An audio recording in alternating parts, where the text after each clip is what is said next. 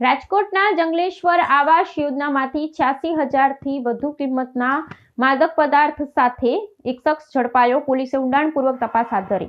રાજકોટ શહેરમાં નશીલા પદાર્થોના વેચાણ અને હેરાફેરી સામે પોલીસ વિભાગે કડક કાર્યવાહી હાથ ધરી છે. આ ઝુંબેશ અંતર્ગત શહેરના જંગલેશ્વર વિસ્તારમાં આવેલા રાજકોટ મહાનગરપાલિકાના આવાસોમાં સ્થાનિક સુરક્ષા દળો દ્વારા સઘન દરોડો પાડવામાં આવ્યો હતો. આ કાર્યવાહી દરમિયાન એક યુવકને પ્રતિબંધિત માદક પદાર્થના મોટા જથ્થા સાથે રંગે હાથ ઝડપી પાડવામાં આવ્યો છે. રહેણાંક વિસ્તારમાં ચાલતા ગેરકાયદેસર વ્યાપારનો પર્દાફાશ થતાં સ્થાનિક નાગરિકોમાં આશ્ચર્ય અને ચિંતા જોવા મળી રહી છે. પોલીસ સૂત્રો પાસેથી પ્રાપ્ત સત્તાવાર વિગતો અનુસાર પકડાયેલા શખ્સની ઓળખ મુસ્તકી શૌકત બુખારી તરીકે થઈ છે.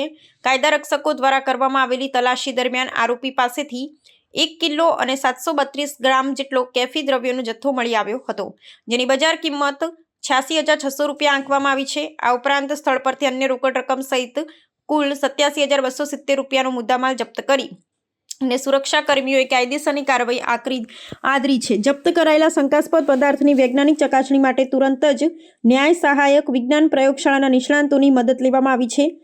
પ્રયોગશાળાના પ્રાથમિક અહેવાલમાં આ જપ્ત કરાયેલ પદાર્થ ગાંજો હોવાની સત્તાવાર પુષ્ટિ કરવામાં આવી છે. હાલમાં તપાસ અધિકારીઓ આ શખ્સ માદક પદાર્થનો જથ્થો ક્યાંથી લાવ્યો હતો અને આ ગેરકાયદેસર જાળમાં અન્ય કયા લોકો સંડોવાયેલા છે તે દિશામાં ઊંડાણપૂર્વક તપાસ ચલાવી રહ્યા છે.